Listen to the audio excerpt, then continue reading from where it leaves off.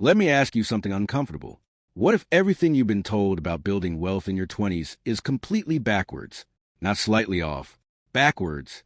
Because right now, somewhere out there, a 25-year-old is grinding away, doing all the right things, working overtime, saving a little here and there, maybe throwing money into a savings account. And they're going to wake up at 45 with almost nothing to show for it. Not because they were lazy, not because they weren't smart enough, but because nobody ever sat them down and showed them the actual sequence. Here's a number that should stop you cold. The average American between 25 and 34 has a net worth of just $14,000. That's it. That's a used car. Meanwhile, the top 10% of that same age group, they're already sitting on $200,000 or more. Same decade. Wildly different outcomes. So what's the difference? Is it income? Sometimes. Is it luck? Rarely. Most of the time, it's timing and sequence. It's knowing what to do first, second, and third, and not skipping steps because someone on social media made the wrong thing look glamorous. But here's what nobody tells you. The gap between those two groups isn't built over decades. It's built in the first 3 to 5 years of intentional decisions. And if you're 25 right now, you are sitting on the most valuable asset in personal finance, time. The question is whether you're about to waste it. Imagine you're 25 years old. Maybe you just landed your first real job, making $52,000 a year. You're excited. You feel like an adult for the first time. Then reality hits. Rent is $1,400 a month. You got $28,000 in student loans. Your car needs new tires, and somehow, despite working full-time, you feel completely broke. Sound familiar? If it does, you are not alone. Here's the brutal truth about being 25 in today's economy. The rule book your parents handed you doesn't fully apply anymore. A savings account used to be enough to stay ahead of inflation. It's not. The cost of housing, healthcare, and education has outpaced wage growth by a staggering amount.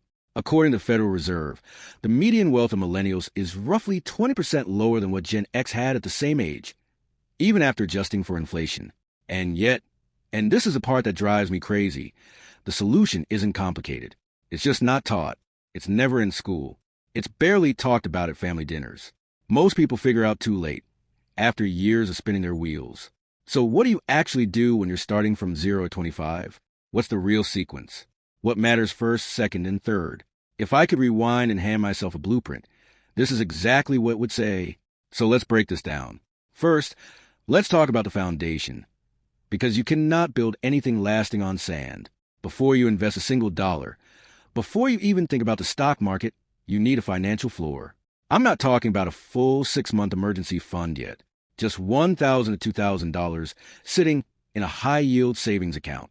That's your starter fund. That's the thing that keeps a flat tire from becoming a credit card debt spiral. Here's what most 25-year-olds do. They skip this step because it feels boring. They'd rather just start investing right away. And then one bad month hits.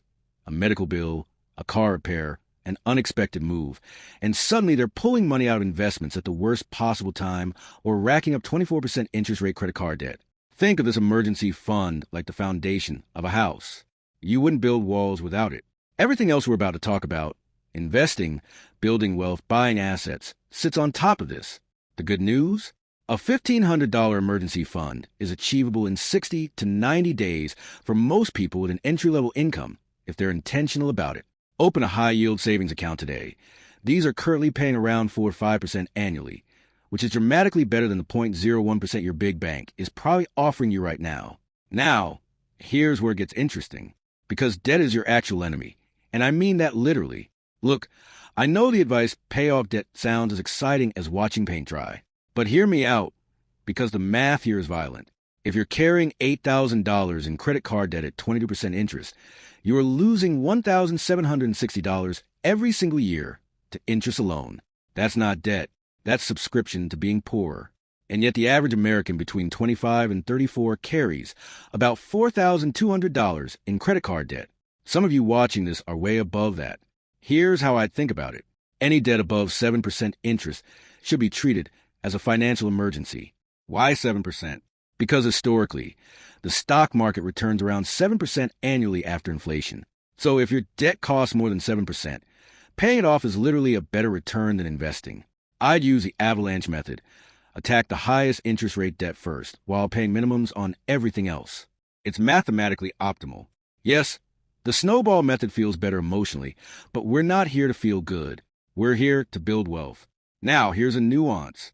Student loans are different. Federal student loans at 4 to 6%, don't rush those.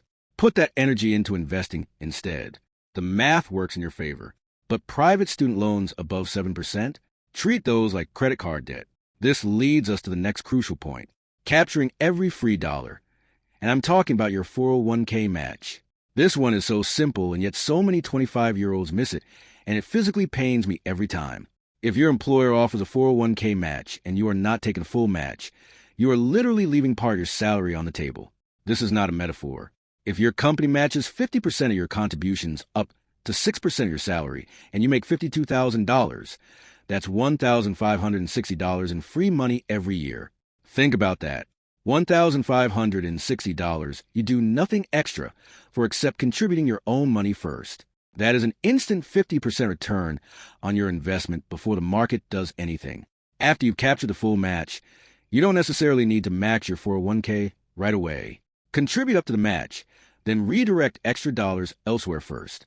The compound growth here is also staggering. $1,560 contributed annually starting at 25, growing at 7% for 40 years, becomes over $330,000 from one simple habit. Starting now, not at 35. Now, you might be wondering what to do after the match. Open a Roth IRA and invest like you mean it. This is the most powerful wealth-building tool available to a 25-year-old, and it's wildly underused. A Roth IRA lets you invest after tax money, grow it completely tax-free, and withdraw in retirement without paying a single cent in taxes. At 25, when your income is likely at its lowest point and your tax rate is relatively low, this is the optimal account to load up. In 2025, you can contribute up to $7,000 per year to a Roth IRA. That's about $583 per month. Is that a lot? Maybe right now it is. Start with whatever you can, $100 a month, $200 a month, and increase it every time you get a raise. Inside the Roth, keep it dead simple. A total market index fund gives you instant diversification across thousands of companies for a fee so small it's almost embarrassing. We're talking 0.03% expense ratios. That's $3 a year on every $10,000 invested.